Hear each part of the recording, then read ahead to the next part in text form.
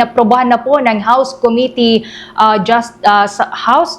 Committee on Justice po yan, yung kanila pong report na nagbabasura sa impeachment complaint laban kay Pangulong Ferdinand Marcos Jr. Alamin pa natin yung mga naging kaganapan dyan sa pag-uulat ni Bombo Annalise Soberano.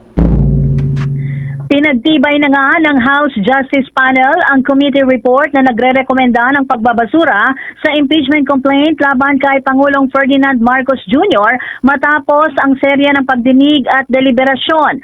Sa botong 39 pabor, 4 ang hindi pabor at 0 abstain, inaprubahan na ng panel ang committee report na may kalakip na resolution na nagsasabing walang sapat na batayan ang mga alegasyon upang umusad ang impeachment proceedings laban sa punong ehekutibo. Ayon sa committee report, nabigong patunayan ng reklamo ang malinaw na paglabag sa konstitusyon at iba pang mabibigat na kasong kinakailangan para sa impeachment.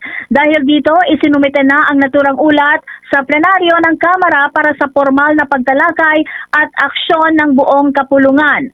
Pakinggan natin ang naging botohan sa pahayag ni Representative Jervil Luistro, ang panel chair ng Justice Committee. With 39 votes in favor of the motion, 4 votes against the motion, with 0 abstention. Noting as well the manifestation of the Honorable De Lima, the Chair announces the approval of the motion adopting the committee report as well as its accompanying resolution. Si Representative Jervil Luistro. Samantala, hati din ang boto ni ML Party List Representative Leila De Lima sa impeachment complaint laban sa Pangulo. Sinabi ni De Lima sa pulong kanina, para sa kanya, insufficient in substance ang reklamo ni De Jesus, habang kinikilala nito na sufficient in substance naman ang reklamo ng grupong Masa et al.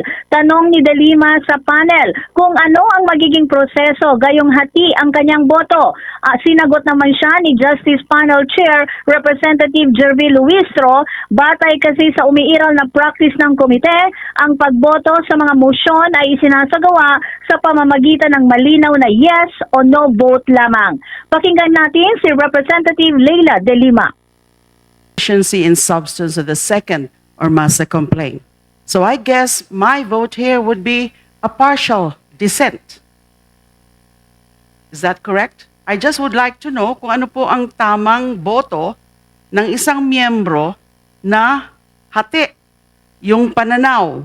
Sa De Jesus complaint, yes, it is insufficient in substance. The Masa et al. Complaint, no, it's not insufficient. It is sufficient in substance. So my vote would be partial. So paano po ang patakaran dito? Paano ko po iboboto o ihahayag yung aking boto? Thank you very much. Nagbahagi naman si Representative Edgar Arisen ang kanyang panig. Iginiit niya na premature ang naging pagbabasura sa Masa et al. Complaint na una nang kinilalang may sapat na substance. Ayon sa kanya, ang agarang pagbasura rito ay may tuturing na denial of trial at posibleng grave abuse of discretion. Sa kabila ng pagtutol, nanindigan naman ang mayorya na ang kanilang naging desisyon ay alinsunod sa patakaran ng Kamara at sa kanilang interpretasyon ng Konstitusyon. Pakinggan natin si Representative Edgar Erice. Authentication and personal culpability. Section 5 requires only a recital of facts. Premature adjudication of merits. Evidence was weighed, credibility was assessed, factual disputes were resolved, all before the hearings. A collapse of constitutional stages. Sufficiency screening para pong trial na. The committee effectively conducted a mini trial. Denial of due process. Serious allegations were dismissed without hearing. Minority participation was nullified by an improper standard. This is textbook grave abuse of discretion, and I think there's a sufficient grounds to raise it under Rule 65. Samantala sa ibang balita, isinusulong naman sa Kamara ang pagpasa sa House Bill number 2239 na naglalayong pagkalooban ng libreng medical check-up kada taon ang lahat ng Pilipino upang maibsan ang pasanin sa gastusing pangkalusugan. Ayon kay Parañaque 2nd District Representative Brian Raymond Yamsuan, ang may akda ng panukala, mahalagang maagang magkaroon ng detection ng mga karamdaman upang maiwasan ang paglala ng mga sakit na nagdudulot ng malaking gasto sa pamilyang Pilipino. Sinabi ni Yamsuan dapat maging proactive upang maiwasan ang sakit. Sa ilalim ng nasabing Pre-Annual Medical Check-up Act, mandato ng PhilHealth na bumuo ng sistema para sa regular na schedule ng libreng pagsusuri. Kabilang sa mga benepisyong sakop nito ang konsultasyon at physical examination, complete blood count, lipid profile at fasting blood sugar, chest x-ray at urinalysis. Binigyang diin ng mambabatas na bagaman may umiiral ng programa gaya ng yaman ng kalusugan, kailangang maisabatas ang House Bill 2239 upang matiyak ang sapat na pondo at pagpapatuloy nito sa ilalim ng pambansang budget kahit magpalit pa ang administrasyon. Naniniwala kasi si Yamsuan ang hakbang na ito ay hindi lamang makatutulong sa mga individual kundi magpapababa rin sa ginastos ng gobyerno para sa subsidiya sa mga malalang sakit gaya ng diabetes, kidney at heart disease sa hinaharap. Bombo Ali, Montan, yes, Bombo Genesis. Anong kwento doon sa sinasabing may isa pang impeachment complaint against kay Vice President Sara Duterte na ihahain?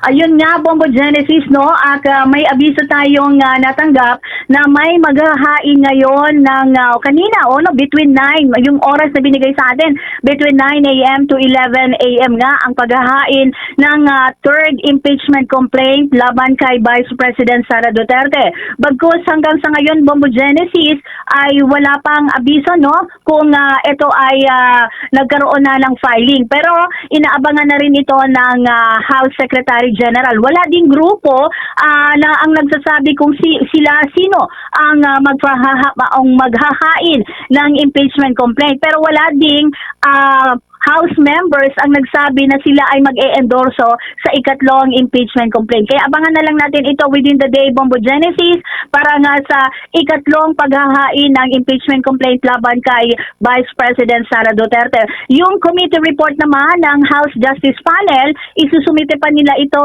sa plenaryo pero hindi pa rin masabi natin kung ito ba ay isasama na mamaya sa agenda kapag mag-resume ang session mamayang alas 3 ng hapon, Bombo Genesis. Okay. Maraming salamat, Bomboan. Bombo Anali, Montaño Soberano nag-uulat. And this is Bombo Radio Philippines, the #1 and most trusted source of news and information. Basta Radio, Bombo! For the most trusted source of news and information, visit our website at www.bomboradio.com. Follow us on Bombo Radio mobile app, Facebook, YouTube, TikTok, and X, formerly Twitter. Like, share, and stay connected. Anytime, anywhere.